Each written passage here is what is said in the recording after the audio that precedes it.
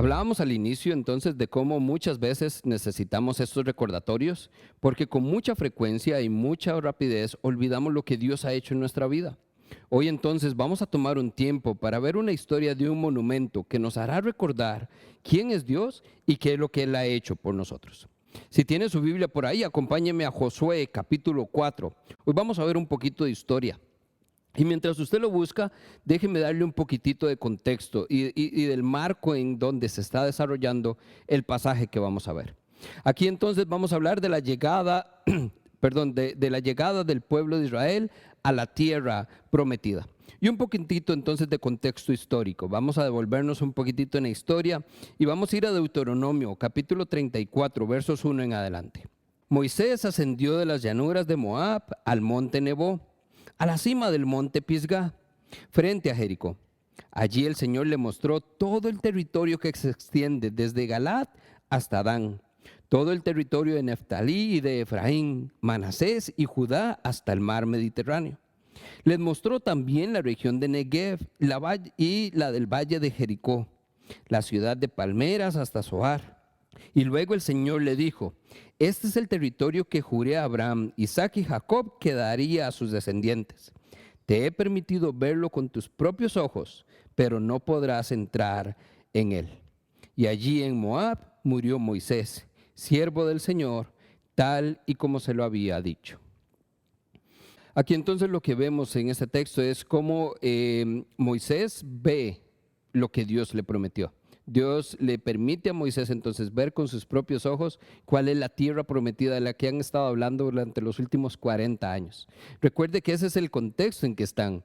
El pueblo de Israel tiene 40 años de estar dando vueltas en el desierto, esperando entrar en la tierra prometida. Y hoy es el momento entonces donde está a punto de suceder. Moisés entonces Dios le permite que lo vea, pero él no puede entrar. Como ya sabemos en la historia, Moisés no iba a poder entrar en la tierra prometida y entonces dice el texto en el verso 5, ahí en el monte de Moab muere Moisés. Moisés había sido el líder del pueblo de Israel durante muchísimos años y entonces es donde vamos al segundo contexto, porque entonces vemos cómo Dios le dio una orden a Moisés y ahora entonces le va a dar una orden a Josué, el nuevo líder que va a asumir la tarea de llevar entonces al pueblo de Israel a la tierra prometida. Dice entonces el libro de Josué capítulo 1, verso 1 y 2. Después de la muerte de Moisés, siervo del Señor, el Señor le dijo a Josué, hijo de Nun y asistente de Moisés: mi siervo Moisés ha muerto, por eso tú y todo este pueblo deberán prepararse para cruzar el río Jordán y entrar a la tierra que les daré a ustedes. Aquí inmediatamente entonces vemos cómo ya Dios le dice a Josué: es hora. Prepárense porque van a cruzar el río Jordán y van a recibir la tierra que yo les prometí. Lo que antes era promesa, ahora entonces es una realidad, está inminente y entonces deben prepararse, dice el texto. Ahora vea lo interesante, porque entonces Dios le está diciendo a Josué: prepárense porque mañana van a cruzar el río Jordán. Ahora, adelantémonos un poquitito, Josué capítulo 3, vamos entonces a ver el tercer aspecto de este contexto histórico, donde vemos que entonces es ahora Josué el que da una orden a su pueblo. Y les dice lo siguiente: purifíquense, porque mañana el Señor va a realizar grandes prodigios entre ustedes. Entonces, a este momento, lo único que separa al pueblo de Israel de la tierra prometida es el río Jordán. Ya están ahí a las puertas, pero hay un río y ahora deben cruzarlo. Y entonces me imagino que muy en el fondo del corazón de Josué está esta convicción de que si Dios lo hizo una vez, lo puede volver a hacer. Y de hecho lo va a hacer. Dios entonces va a abrir camino en el río Jordán, así como lo hizo en el Mar Rojo tiempo atrás. Lo que vamos a ver entonces acá, número 2, es este momento que es digno de recordar. Vamos a ver un poco el contexto situacional en que se encuentra el pueblo de Israel. Vemos entonces cómo la historia ahí en Josué nos había dejado en que entonces se están preparando. Dios va a hacer grandes hazañas, le dijo Josué a su pueblo. Vea entonces, vamos a ir a Josué capítulo 3, verso 13, un poquitito más adelante en la historia. Tan pronto como los sacerdotes que llevaban el arca del Señor, soberano de toda la tierra, pongan pie en el Jordán, las aguas dejarán de correr y se detendrán formando un muro. Aquí es donde vemos lo asombroso que va a pasar. ¿Qué es lo que va a hacer Dios? Dice que va entonces a detener las aguas del río Jordán, van a dejar de correr y se van a detener formando un muro. Es decir, Dios va a abrir camino para que el pueblo entonces pueda cruzar y entre a la tierra que les prometió. Ahora vean lo interesante acá.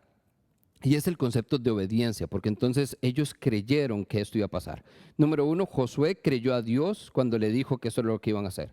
Y los sacerdotes, que son los primeros con que Josué habla, usted puede ver la historia completa ahí en el capítulo 3, ellos también confían en que Dios va a hacer lo que dijo que iba a hacer. Y entonces dice que ellos tuvieron fe para creer en qué es lo que Dios iba a hacer. Primero tuvieron fe para creer y luego entonces tuvieron la oportunidad de ver lo que Dios estaba haciendo. Aquí es entonces donde nosotros tenemos que entender esto. Crean para que vean. No es como muchos dicen, ver para creer. Eso no funciona.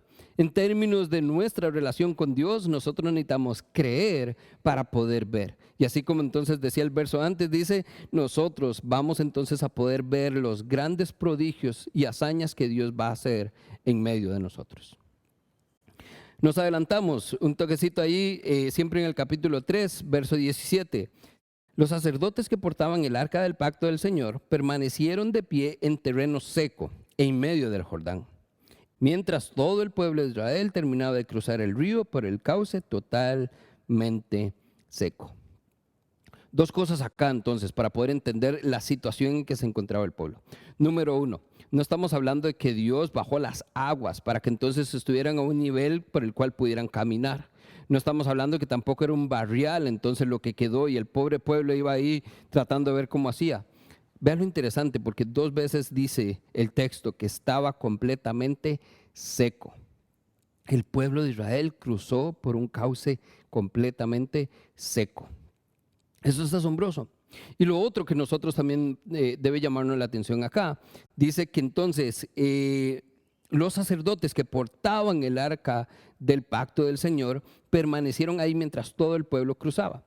Ahora vea lo interesante, porque entonces el arca del pacto era aquella caja prácticamente que contenía la ley de Dios y era un símbolo de la presencia de Dios.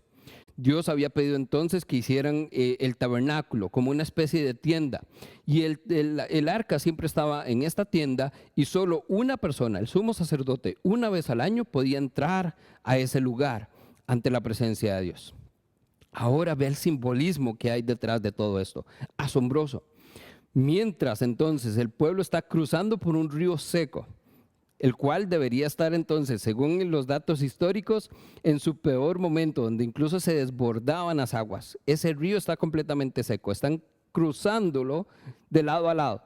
Y por si fuera poco, entonces, mientras lo hacen, mientras están entonces entre su promesa y realmente el cumplimiento, donde ven al otro lado y ven ya que Dios va a cumplir lo que les prometió, Dios está en medio de ellos. El arca del pacto del Señor, el símbolo de la presencia de Dios, está ahí. Y mientras el pueblo iba cruzando, iban viendo el arca.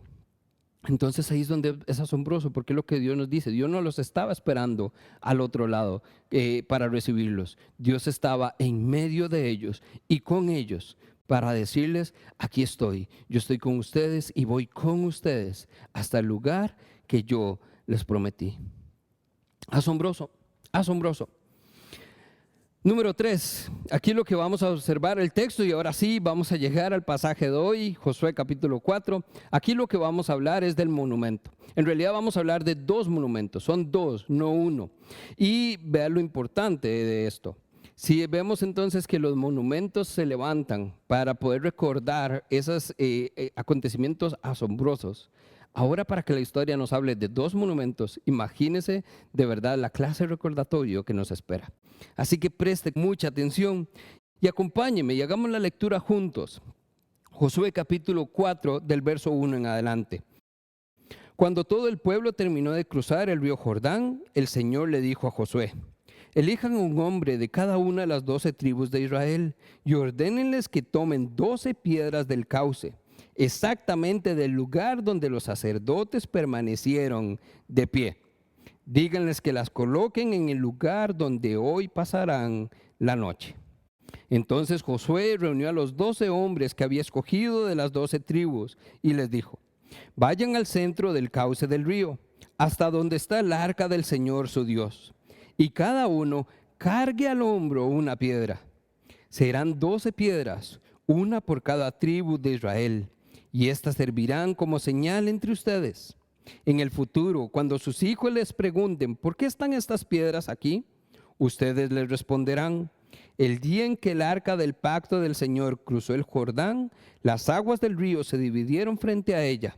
Para nosotros los israelitas, estas piedras que están aquí son un recuerdo permanente de aquella gran hazaña. Los israelitas hicieron lo que Josué les ordenó según las instrucciones del Señor. Tomaron las piedras del cauce del río del Jordán, conforme al número de las tribus, y las llevaron hasta el campamento y las colocaron allí. Aquí entonces vamos a observar algunas cosas importantes. Primero, el monumento número 1. Recuerde que son 2 monumentos. Entonces, este primer monumento son 12 hombres, 12 piedras. Una piedra por cada hombre representando a cada tribu de Israel. Algunos datos interesantes acá. Dice el verso 5, son piedras que un hombre pudiera cargar. Y vean lo importante, entonces no estamos hablando de piedras pequeñitas. El monumento que van a hacer no es pequeño, porque estamos hablando entonces de piedras lo suficientemente grandes para que no pudieran ser llevadas en la mano, sino que tuvieran que ser cargadas sobre los hombros. Dice el verso 6 también que entonces estas piedras servirían como señal, es decir, tienen un propósito específico. Y número 3, dice que estas piedras serían un gran recuerdo de una gran hazaña. Y esto es fascinante porque entonces estas piedras van a hablar por sí solas, van a contar una historia, dice el verso 7. Nosotros entonces a menudo fallamos en nuestra confianza en Dios porque olvidamos las piedras conmemorativas que nos recuerdan las grandes cosas que Él ha hecho por nosotros. Acá tenemos que darnos cuenta que hay un detalle importante en esto. Dice el verso 8 que estas personas hicieron lo que Josué pidió según las instrucciones del Señor. Hicieron. Nos está hablando entonces del concepto de obediencia. Y no podemos perder de vista entonces este detalle. En el clímax de todo esto que está pasando aquí en esta historia, la atención no está en las aguas que fueron separadas, no está en esos muros, no está en un río seco que debería estar completamente desbordándose. La atención está en un pueblo obediente. Vea que entonces nosotros vemos la historia del pueblo de Israel está determinada por su desobediencia, pero esta es la historia de la parte donde entonces el pueblo dice que fue obediente, hizo lo que Dios pidió que hiciera. Vemos entonces la obediencia del pueblo de Dios, la obediencia de su líder y la obediencia de sus siervos, estos sacerdotes que fueron escogidos para cumplir con esta tarea, estos 12 hombres, que fueron escogidos en representación de cada tribu de Israel para que entonces simplificara esta historia a este punto.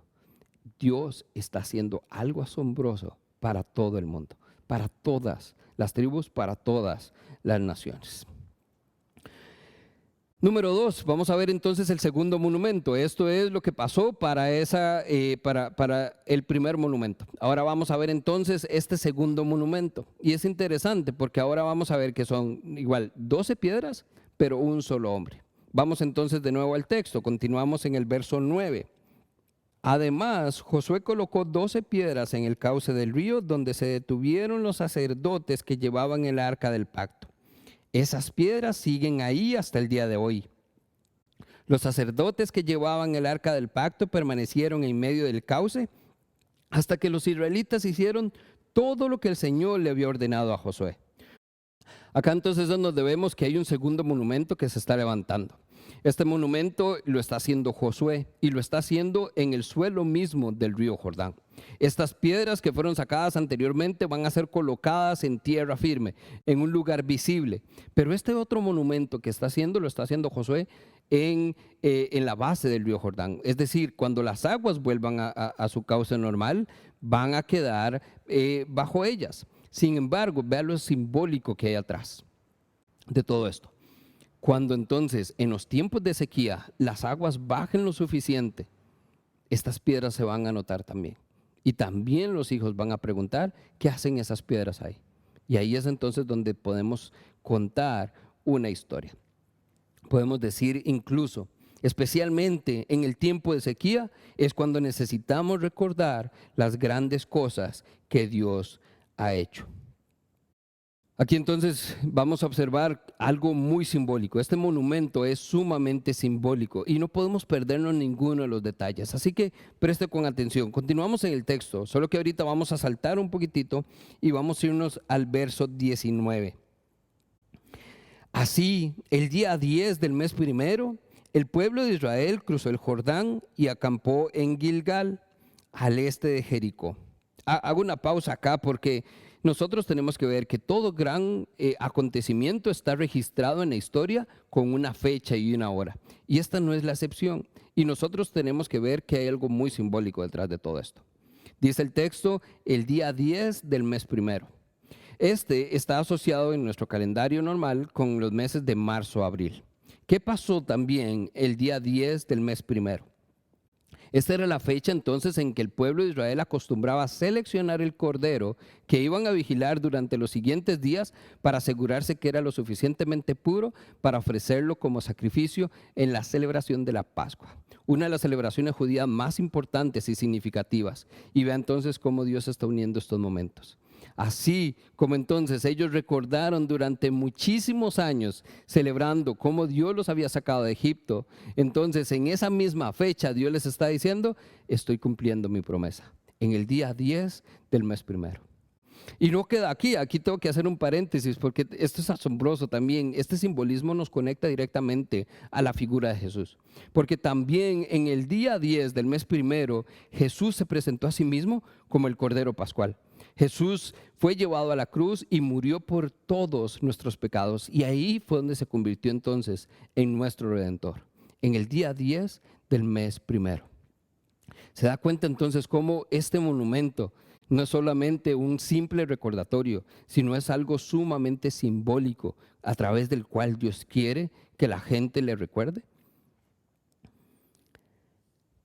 Aquí estamos hablando entonces de piedras conmemorativas. Este es el quinto aspecto que nosotros tenemos que observar. Este monumento entonces está conformado con piedras conmemorativas. ¿Qué son piedras conmemorativas? Que nos ayudan a recordar. El conmemorar es recordar lo que Dios ha hecho en este contexto. Entonces continuamos con el texto. Dice, habíamos quedado en verso 19, entonces seguimos a partir del verso 20. Entonces Josué erigió allí las piedras que habían tomado del cauce del Jordán y se dirigió a los israelitas. En el futuro, cuando sus hijos les pregunten, ¿por qué están estas piedras aquí? Ustedes les responderán, porque el pueblo de Israel cruzó el río Jordán en seco.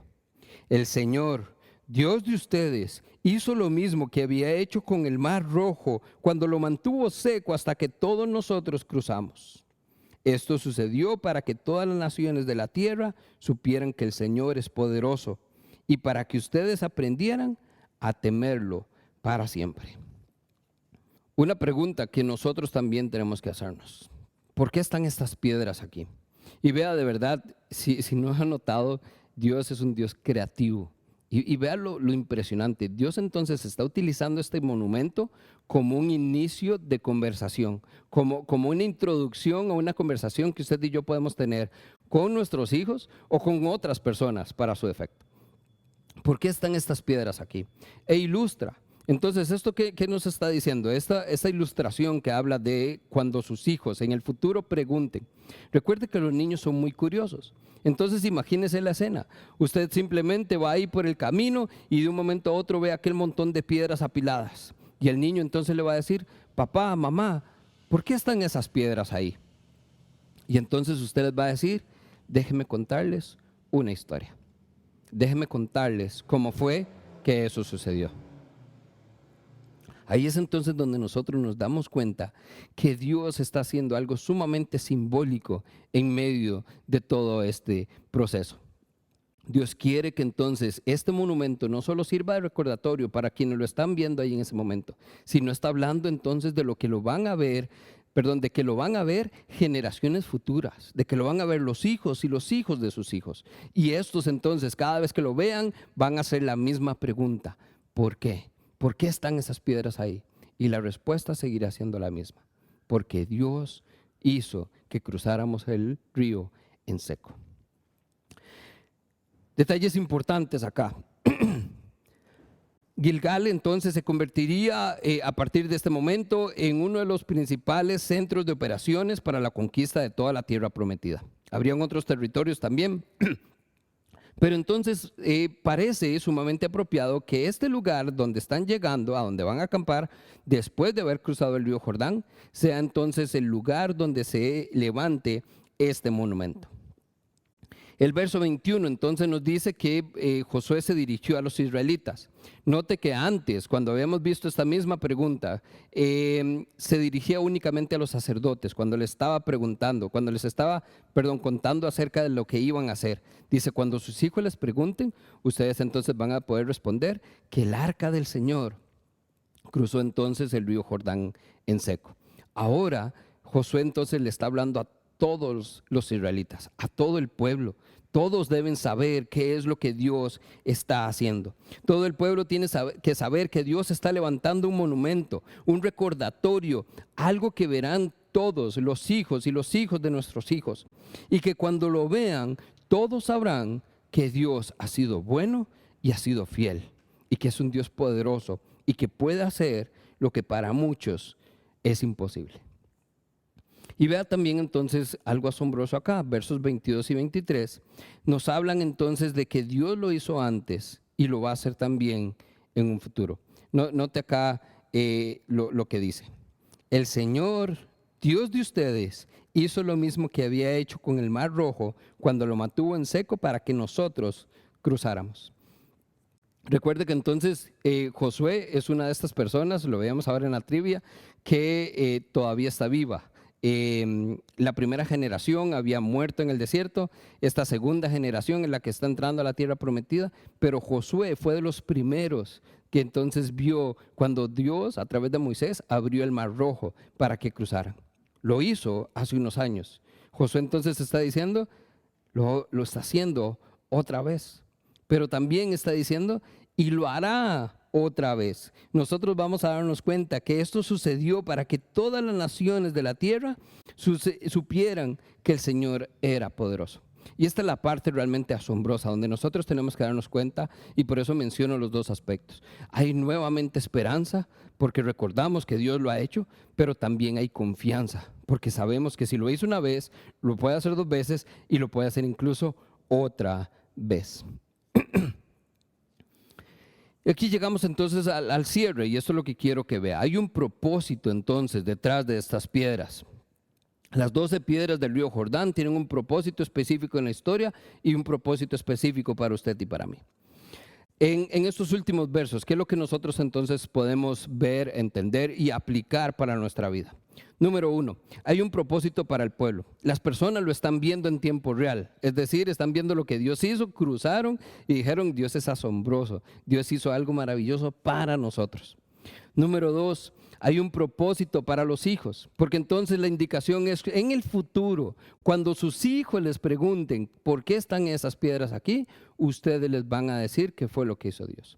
Estas nuevas generaciones, estos hijos de los cuales está hablando el texto, nos está diciendo es que cuando ellos se den cuenta quién es Dios, ellos van a poder comprender que la obra de Dios en sus vidas no está comenzando en ese momento, sino que comenzó muchos años antes, a partir de este momento.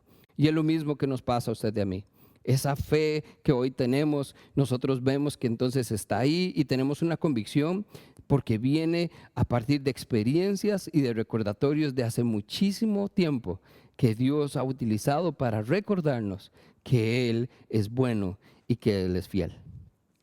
Y número 3, hay un propósito para el mundo entero. Dios quiere, dice el verso 24, que todas las naciones, todas las naciones de la tierra sepan que el Señor es poderoso. Y ahí es entonces donde nosotros tenemos que darnos cuenta de algo sumamente asombroso. Pregunta, y ahí es donde usted mismo va a anotar la aplicación. ¿Tiene usted tradiciones, fechas o lugares especiales, objetos que ayuden a sus hijos a recordar qué es lo que Dios ha hecho en sus vidas. Otra, toma usted el tiempo para contarle a sus hijos, a sus amigos o a sus familiares qué es lo que Dios ha hecho en su vida. La manera en que Él lo ha perdonado, en que lo ha librado de muchas circunstancias, de la manera en que Él lo ha salvado, de la manera en que Él ha contestado sus oraciones o incluso supliendo sus necesidades hasta el día de hoy. Le cuenta usted a otros, comparte usted de cómo Dios ha sido bueno y fiel en su vida. Ahí es entonces donde yo creo que estas preguntas realmente nos confrontan hoy y nos llevan a una aplicación inmediata. Muchos de nosotros no lo hacemos. Nos quedamos con el recibir, con el entonces sabemos que en algún momento Dios ha hecho algo bueno en nuestra vida, pero no levantamos monumentos, no tomamos piedras para recordar que Dios ha hecho algo maravilloso. Y por eso con frecuencia, una y otra vez, olvidamos lo que Dios ha hecho.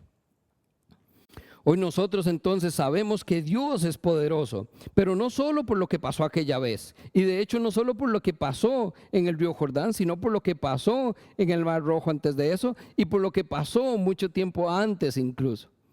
Nosotros hoy reconocemos que Dios es poderoso porque ha hecho grandes hazañas, las está haciendo hoy y las seguirá haciendo una y otra vez. Es por eso entonces que cantábamos al inicio palabras hermosas dentro de este canto. En ti confiaré, tu promesa sigue en pie. Es una promesa válida todavía hoy. Tú eres fiel, confiado andaré y en tus manos estaré, porque siempre has sido fiel. Ahí es entonces donde usted y yo reconocemos que Dios de verdad ha sido bueno en nuestra vida. Pero tenemos que recordar. Pero el recordatorio nos tiene que llevar a tomar decisiones. Dios siempre ha sido fiel. Él nunca cambia. Él no ha cambiado de ninguna manera. No nos ha dicho algo que no vaya a cumplir. Él es un Dios que cumple su palabra. Es un Dios que abre caminos donde no los hay. Es un Dios que todavía hoy hace milagros y cumple promesas para muchos. Quizás no en el tiempo que nosotros queremos o esperamos, pero lo hace. Al pueblo de Israel, imagínense, le tomó 40 años ver la respuesta a esa promesa que Dios le había hecho. ¿Cuánto cree que nos va entonces a tomar a nosotros? ¿Por qué podríamos pensar que nos puede tomar menos tiempo ver la promesa de Dios hecha una realidad en nuestra vida? Aquí lo importante, así como lo hicieron ellos, también debemos hacerlo nosotros, y es confiar, esperar que Dios cumpla su promesa, porque si Él dijo que lo iba a hacer, lo va a cumplir. A ellos entonces les prometió una tierra de leche y miel. ¿Cuánto más no nos ha prometido Dios a nosotros? Lea las Escrituras, dése cuenta, este libro está lleno de promesas que hay para su vida, de la manera en que Dios quiere que usted viva y lo que quiere que tenga y la manera en que usted quiere, en que Él quiere que viva y lo que puede llegar a ser, la manera en que puede cumplir el propósito para el cual fue creado. Ese es el Dios poderoso que nosotros vemos ahí. Ese es el Dios que ha estado obrando. Es cierto, durante 40 años al pueblo de Israel le pareció que Dios no estaba haciendo nada. Incluso creyeron que Dios les había olvidado. De hecho, no les tomó mucho tiempo. Recuerde que entonces apenas Moisés subió a la montaña y estaba recibiendo justamente la ley de parte de Dios y ellos creyeron que ya Dios los había olvidado y entonces construyeron el becerro de oro. Constantemente y con mucha rapidez, con mucha frecuencia nosotros olvidamos, somos tercos y volvemos una y otra vez a ese punto donde olvidamos lo que Dios ha hecho a lo largo de nuestra vida. Lo mismo aplica hoy para nosotros entonces. Aunque no lo podamos ver, nosotros sabemos que Dios está trabajando en nuestra vida. Debemos saber que Él está obrando, que Él está abriendo puertas en este momento, que Él está abriendo caminos, que Él está cumpliendo promesas, que Él está haciendo lo imposible posible. Hoy nosotros entendemos, y esta es la parte que usted tiene que llevarse, nosotros somos también piedras conmemorativas. Nosotros podemos ser monumentos que Dios ha levantado en lugares específicos, en familias específicas, en pueblos específicos, para que muchos otros puedan recordar cuán bueno y fiel es el Señor. Cuán poderoso ha sido Dios a lo largo de todo este tiempo.